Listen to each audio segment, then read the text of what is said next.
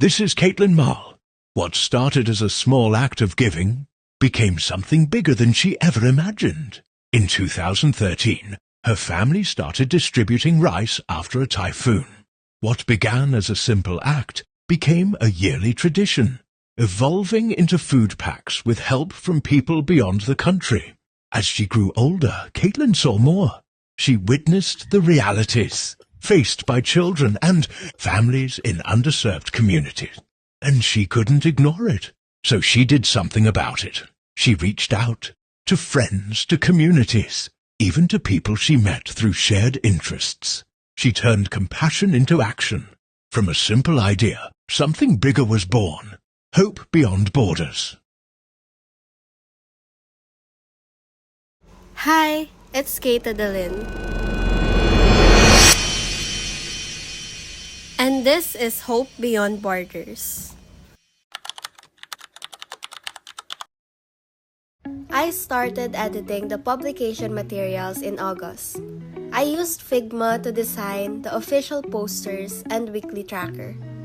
It was a bit hard to think of a design, but I managed with a snow globe theme. These are the final outputs: the teaser, poster, and weekly tracker.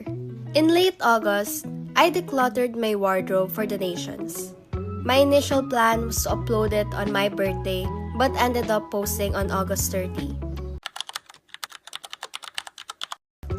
I didn't expect this to feel personal. I'm decluttering my bookshelves and closet again for Hope Beyond Borders 2025. Some are things I've had for years. Some I forgot about, others I used to love. But if I'm not using it anymore, why not give it away? It might just be cleaning up space on my end, but it could make someone else's day. After all, it's not about what we keep, it's about what we can give. Here's my little helper, Chestnut.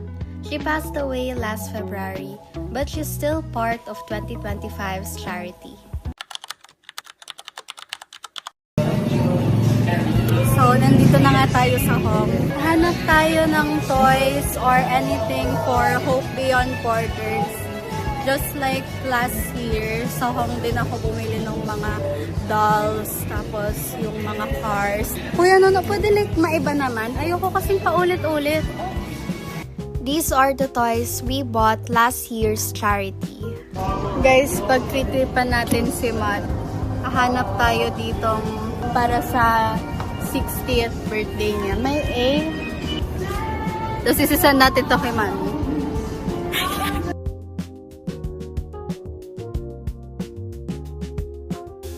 Ito na siya, everyone.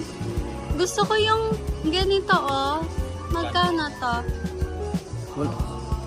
Ay, mahal. Magkano kaya ito? Ito, nasa likod. Ay, mahal. 100. Hala. Guys, inflation. Ito. Ay, ganun din siya, guys. Inflation, guys. Ayun, ganito yan, ah. Pero tigaan. Oh my gosh, guys. I don't know. Ako sana pa mga putas-putas. Kasi 160 siya. Like, hello.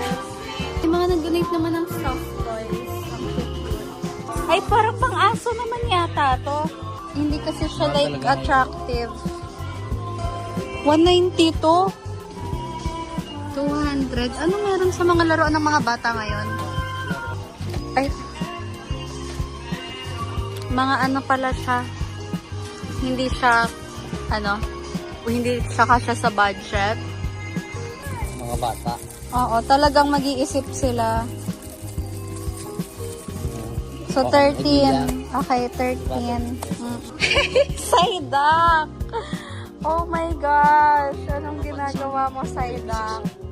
Siyempre, laging nagba-brown out. Sabi ng nagwo-work immersion sa Kasureko. Kuya Nana!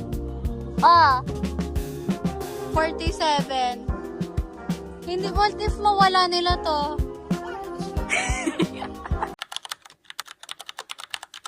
Hello, nasa Novo ko ngayon. Looking for toys. And ate ko, grabe yung inflation. Ito is 80 pesos. So, okay siya for like girls. Kaso, syempre, depende talaga to sa age. Kasi, nasa yung pinamigay ko, lahat sila dolls. Kaya, madali siyang i-distribute kasi lahat siya dolls. So, parang kahit anong age mo naman, pero ito rin, 80 pesos. Kaso, di naman to pwede sa mga super bata kasi baka balunok nila. So, medyo naguguluhan ako.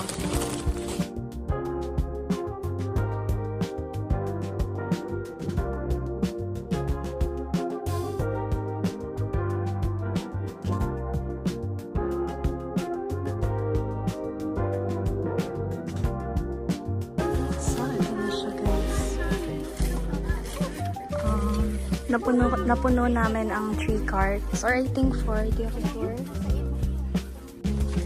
4 carts pa lang napuno namin. Oh my gosh, nandito yung payong ko. Muntik ko na maiwan. Ito din guys. I remember this. Nagkaroon ako ng ganito dati. Pero yung like parang butterfly ito. 5 carts pala siya. Mali-mali ang bilang ko. Una 3, sunod 4. Ngayon 5 na talaga. Hope beyond borders is overwhelming, but we choose to give, to share, to be part of something bigger.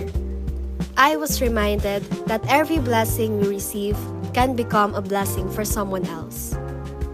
This is only the beginning of Hope Beyond Borders.